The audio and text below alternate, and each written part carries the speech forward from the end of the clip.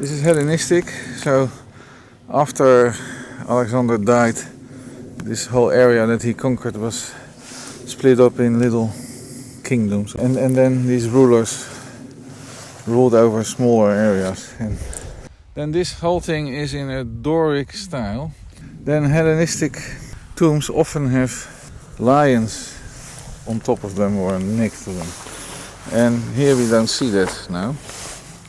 But there was a lion here too. And if you look above the tomb, there is a little tree.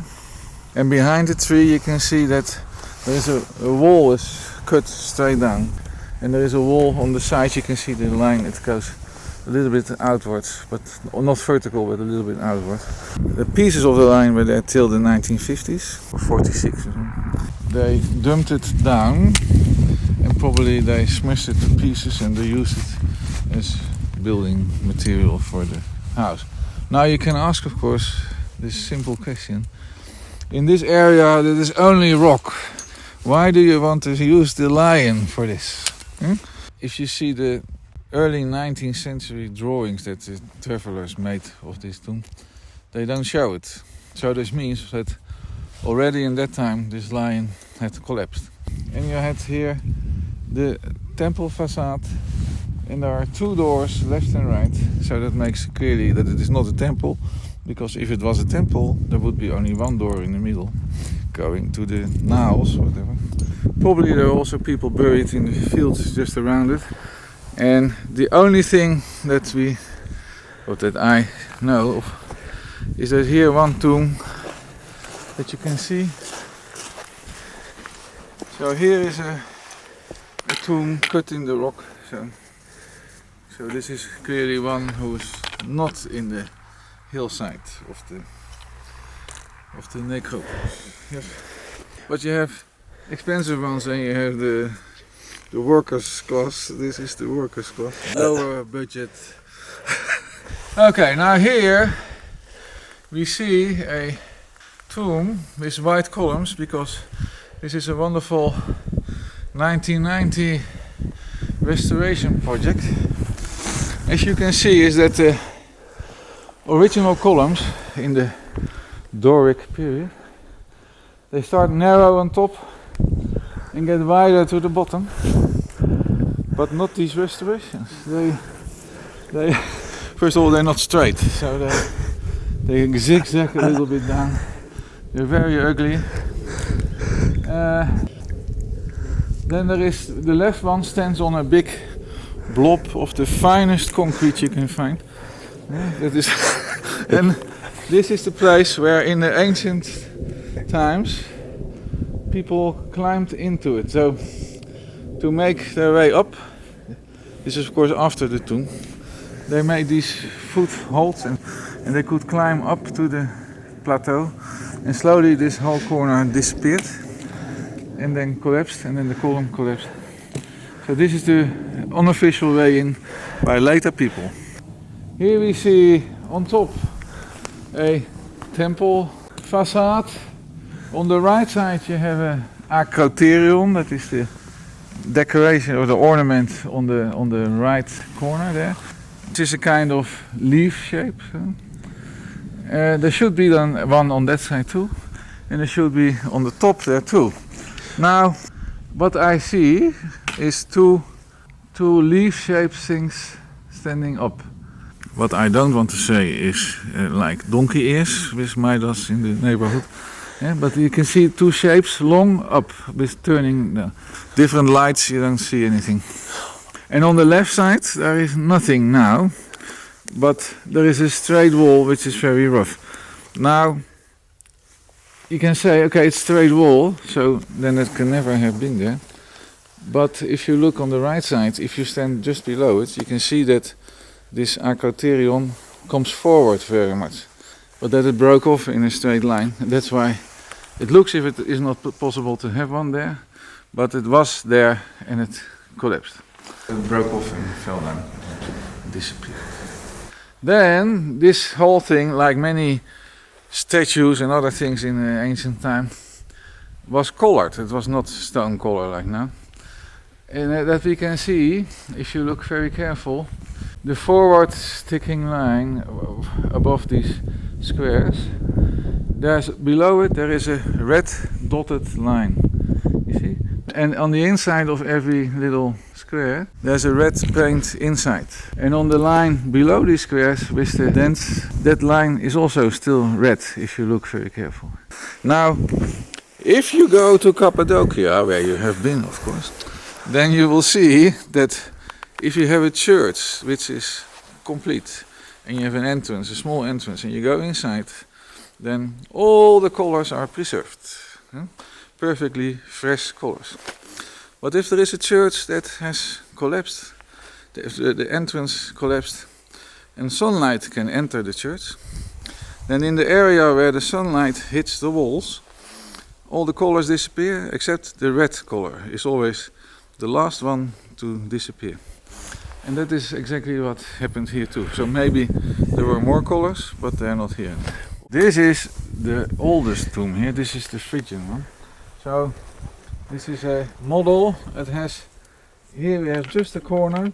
So this is a 40 by 45 by 45 small doorway. And then you come into a room inside. And then behind it is another small doorway like this. And then you come in the burial room. Now, if you look at the size of this room, it's not possible to put a normal sized person in here. So what happened is that in the Phrygian period they used cremation and inhumation at the same time. In the important tombs they put people on beds, but in the not so important people they cremate them and put them in these kind of family tombs. So what is probably the case is that when people die, they put them in the room. Then they have a ceremony where they put food and drinks for the afterlife in the room between the outer world and the inner world. So they put it here and they close these doors with or stone slabs or wood, I don't know. But anyway, they're closed. And once a year or twice a year or whatever, they come to celebrate the dead and they give new gifts for the afterlife.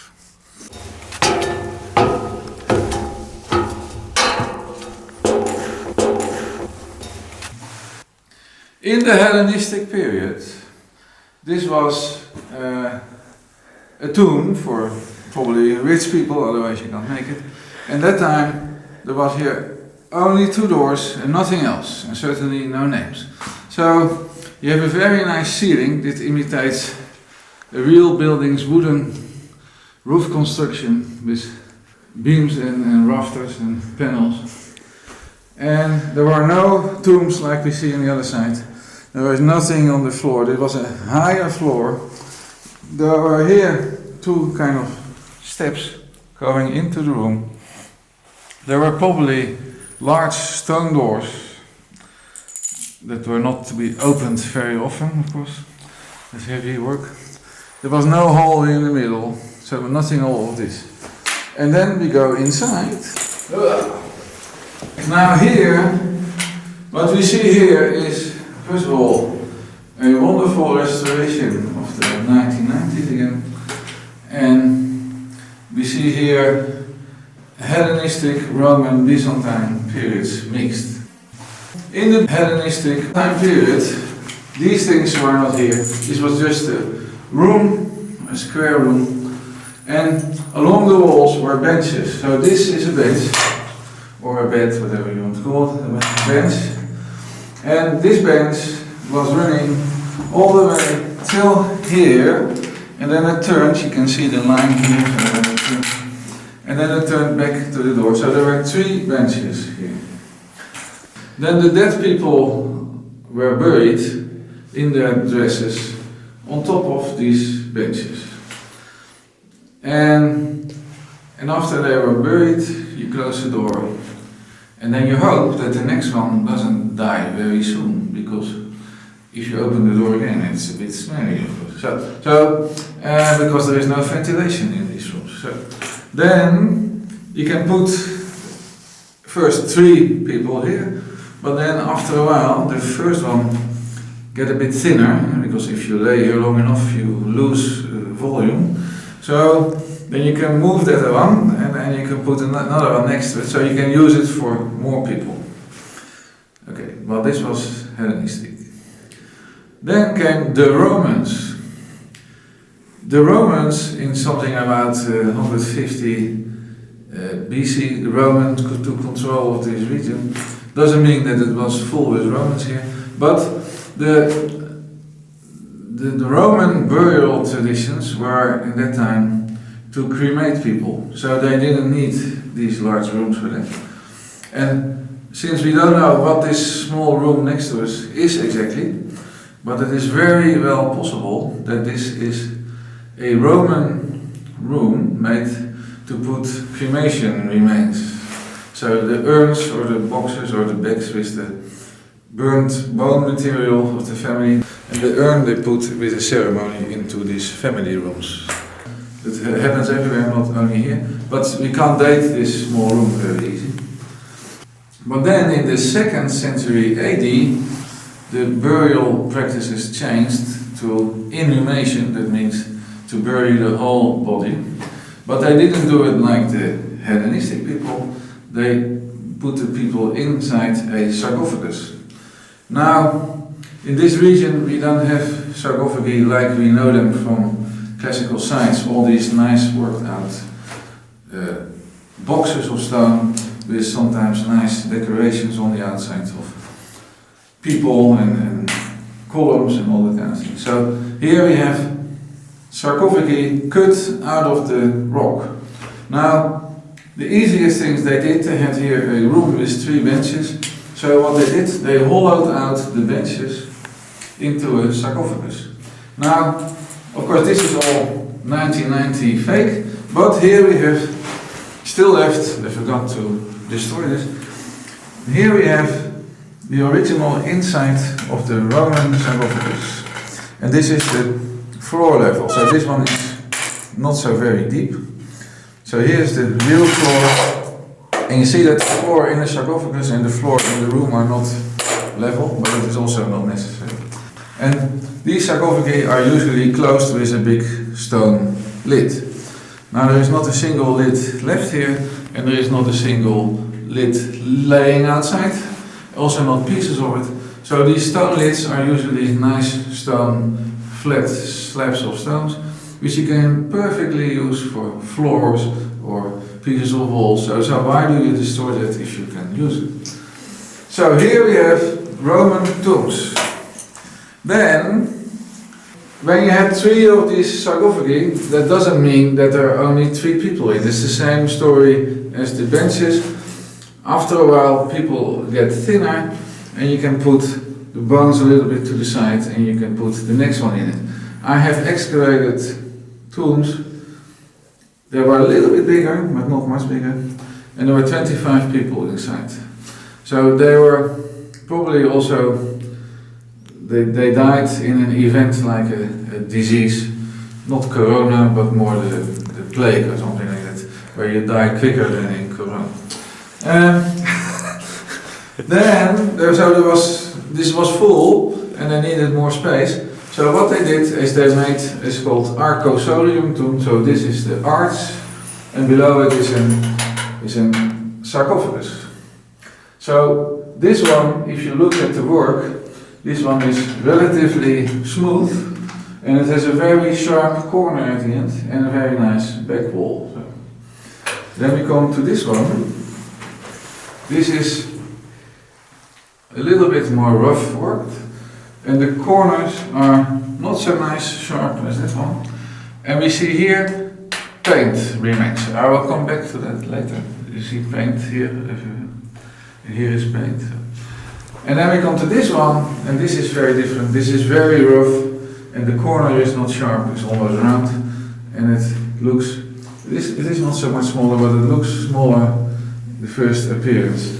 So these things were not made in one event, but when they needed, they dug them. This must have given a lot of mess in the place where the other birds were already, but anyway, it happened. So now, Romans started with this. Doesn't mean that all these things are Roman, because the Byzantines also used them, and we can't date them from just at looking at them. We can't say which one is Roman, which one is Byzantine. Now, there's a good chance that these things are Roman or Byzantine, because this one is certainly. The Byzantines like to be buried east-west, because they believe that the day of resurrection they will see the sun come up in the east, and they will all stand up in their cracky bones, and then will live long forever. This day never came to them, but they believed that, so they preferred their tombs to be east-west. So this can be Roman, it can be Byzantine. It's probably Roman and reused by the Byzantine. This one is north-south, so here, if the Byzantines used it, here the naughty guy was laying, because he was in the wrong direction and they didn't want him to re-erect. But they used it, and we can see that because here is a very large cross. See? There might be a character here. This looks like an A. So. Arms stick out all the way till the top, so. And there's one pin in the middle here. So.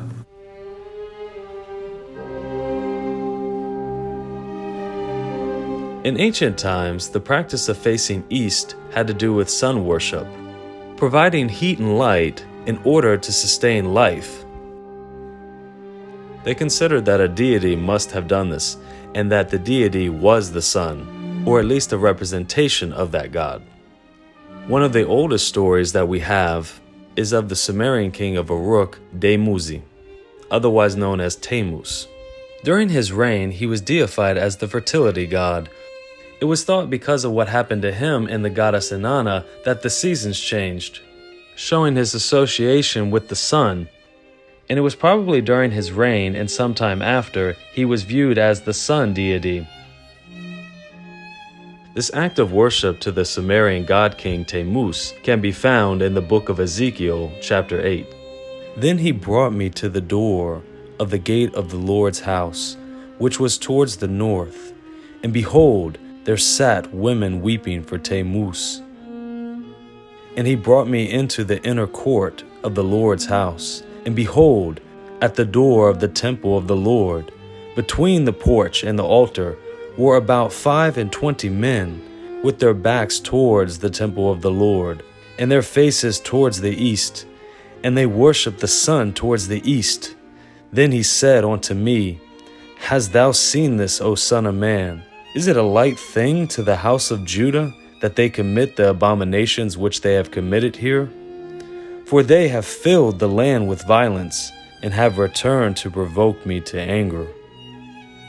This act of sun worship would later be incorporated into the official religion of the Roman Empire, Catholicism. Those involved with the creation of the religion would combine the act of sun worship with the day of the resurrection of the dead, which is why many thought that Jesus would only save those facing the sun in the east on the day of resurrection. Then, at some point, these Roman tombs somehow were broken, maybe a long time broken, and then, because they preferred east-west directions, they Byzantines dug a east-west tomb through the Roman sarcophagus. So this one continued here, but they dug it away. And now we come to the masterpiece of modern restoration. Here we have the Byzantine tomb. Here we have the Roman sarcophagus. Here we have the Hellenistic base.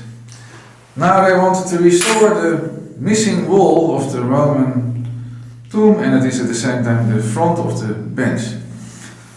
But the bench is here. Yeah? So, but there's a tomb, so they thought, well, we have to show something, so we can't do it where it should be, because otherwise we have to fill this tomb so completely.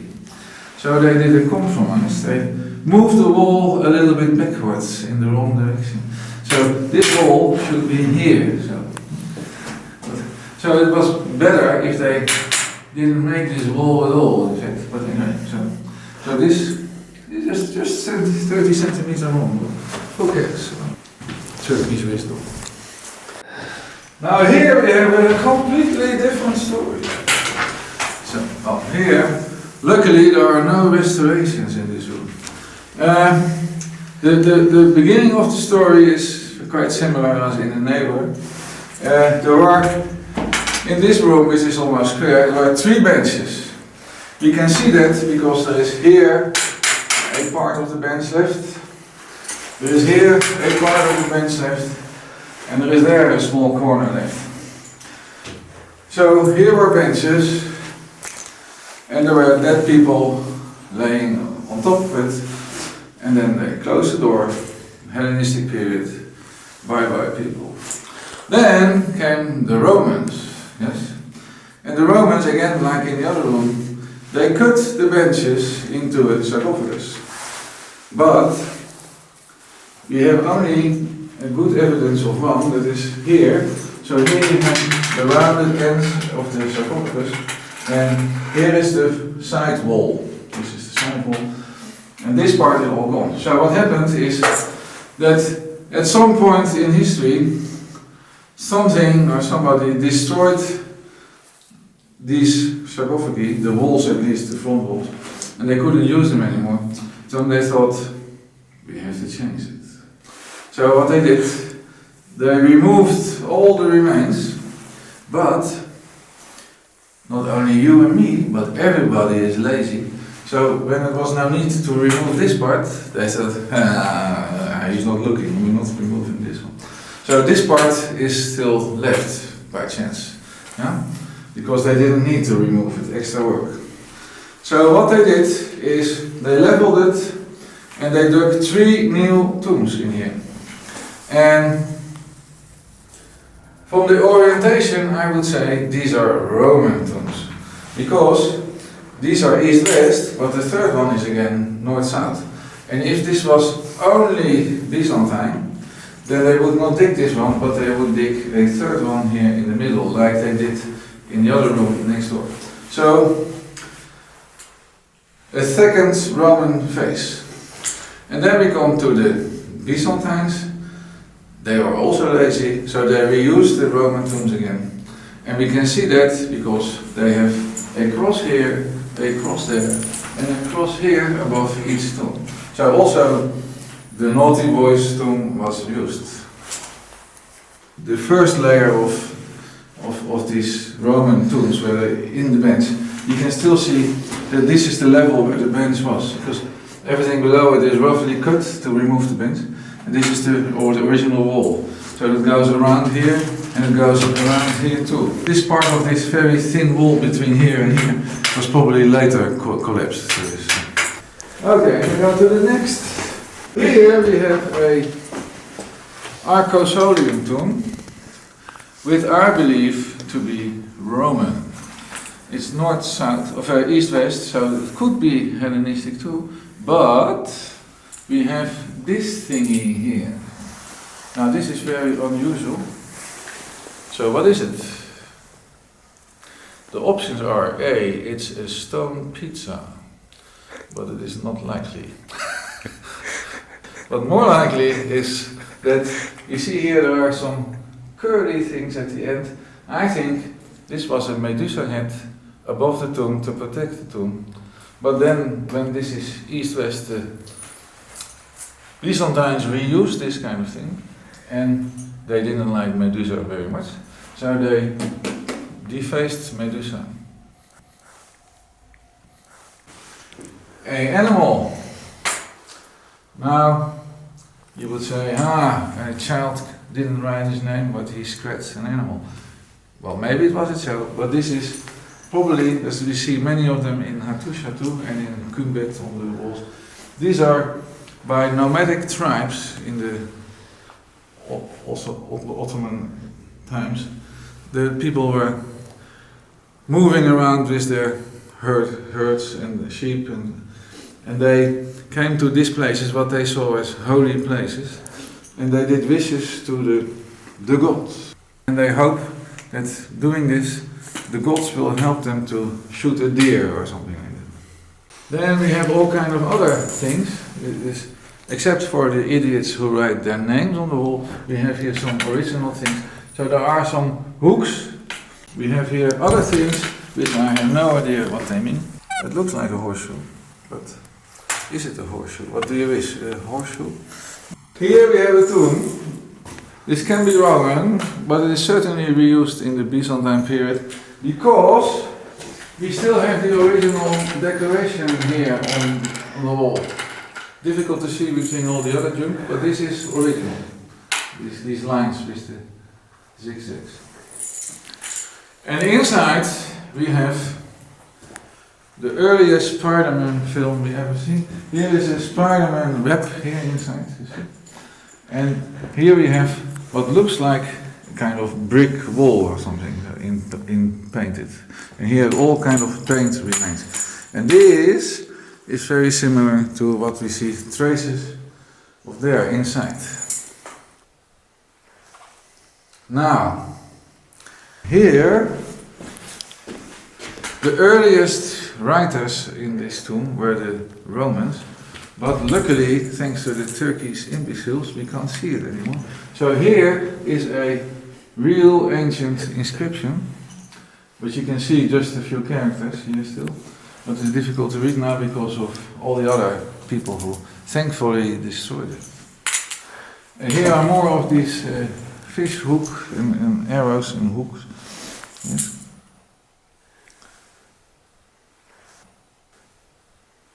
Here we have a kind of face. So here you see the side of the face, here the side of the face. This ear I don't trust very much, but the shape of the face is quite clear. So if there is a face, it certainly must have been from the Roman period. Byzantine grave, east-west. And here shows your point, which you told me this morning, that coffee and smoking is not very healthy. So, that poor guy died. It's almost coffee time. The fourth thing is, here we have a cross. It took me years to find this cross, but now you see, so here it goes up, here is one arm, here is another arm down, and here is the other one, so in the right light it's easier to see. A stone cutter's mark, so this little, maybe used also for measuring the heights inside this. Okay, now here we have a family tomb. This is interesting. There are two of these tombs here in this site. This is normally it looks like a Roman family tomb, except that all the other family tombs in Yazarikaya, if you come through the door, there's a rectangular room with two on the sides and one on the back wall. But here we have, if you come inside, there are two left and right and one on the back. But the room is not square, it was rectangular. The room is like a trapezium. If you come inside, the room spreads out to the distance. So they made it, it's difficult to lay this out if you're working, because you have to know already the sizes and the angles. So if you look inside, you will see that it gets wider to the back, and that is exactly the width of the last arcosolium. Now, this is less work in digging, but much more work in planning. The other thing is that they didn't finish it, so or there is a different burial tradition of what I don't know about. But these arcosoliums, the arch is finished, but the sarcophagus has never been dug in these. Here are all kind of remains of tombs. You see that These must have been at least 50 centimeters deep, so you see the erosion has been incredible in the last 2000 years. Because here, there was one. Now to make there one complete, the rock must have been much more forward than it is now. So there is 1, 2, 3, 4, 5, 6, maybe 7 here on top. The orientation is not east-west, not even in one direction. Some of them are northeast, southwest, and the other ones are 90 degrees to that. So the orientation is here not a big deal, probably more to fit as many of these tombs as possible on top of this rock. The same is on this rock, there's not so much left. So this is a strange arcosolium tomb. So you have enormous arch, but this is a family arcosolium. So we made 2 tombs inside, 90 degrees to the normal direction, going inward, and then you have above the head you have 2 smaller arches with a painted cross, and between the arches is a rock cut cross, clearly Byzantine. So probably made by the same guy or something. So see, this doorway is almost the same size as the other one. There's something missing here. This one has a nice border around this door. The other one doesn't have that. There's an arch. So the inside is very similar, except that it is not similar. That this one has, but I don't know what the function is. It has here a round step to the center part. Then there are these strange things in the corners, what the other one doesn't have. You see these strange pieces in the corner. And the top corners are not a corner; they are flattened by a triangle here. So it's very strange. Now these are arcosolium tombs like the other one, but unlike the other one, here there are 2 of these arcosolium tombs are dug out, and the third one has not been dug out. But if we look very careful, and as an archaeologist you always look very careful, you see that here they didn't dig it to the bottom, so this is still not finished. You see? Yeah. So somehow the people didn't die really, they didn't want to be buried. So this is a cross, a very primitive cross, and there's here another very basic cross. Certainly later, but how much later?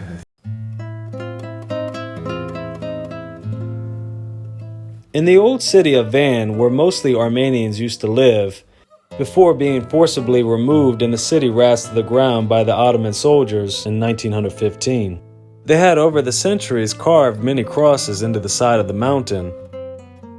It is possible that they had carved the crosses in Eskişehir.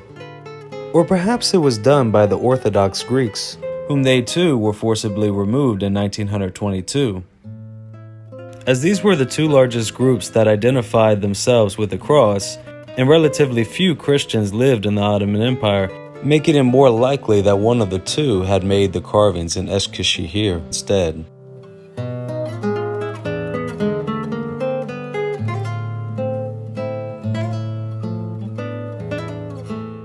Here we have a arcosolium tomb.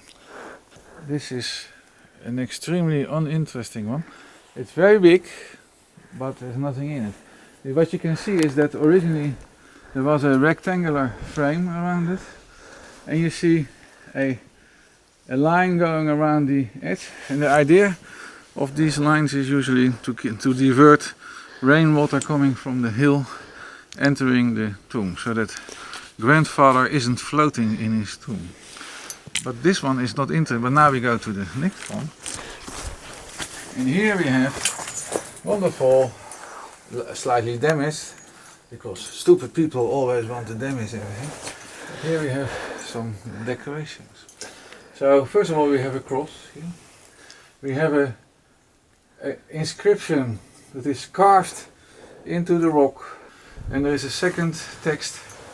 Here this is not inscribed, but it is only painted on the rock. And I can also see here that looks like carved something, but I'm not sure about it. It's the last one. Certainly I think the text turned and went in this direction. But if this is part of characters or not, I'm not sure. Then your next question is what is written there, and that I don't know, of course. And this one is called a Macedonian shield, this motif. So they look similar, but it can have been some kind of cross also inside, but we will not know that now. Well, there is two tombs. One is a Roman tomb, what we see here, the entrance, and on the front side is a Phrygian tomb. It has a frame around the door. The door is very high in the wall, and there were animals at the bottom. There is a kind of bull and there is a kind of horse next to each other. But they are very eroded, and only if the sunlight is from the correct angle, is usually somewhere around 11 in the morning this time of the year, then you can see something if you know where to look. It's very difficult. Well, this I think here, this is called Çukurca, which means hole. This is the deepest point where we live. There's near Avion site, there is the Maltas monument. It is also a facade like the Midas monument. And till this year there was only part of the roof construction sticking out of the ground, but something like 7 meters of the construction was in the ground, because that valley has been completely silted up with erosion materials and all that stuff. So it was completely filled like here. That's why I believe this must have been much deeper in ancient times than where we stand now. Thank you for watching, and I hope that you've learned how our beliefs govern every aspect of our lives, including how we honor and bury our dead.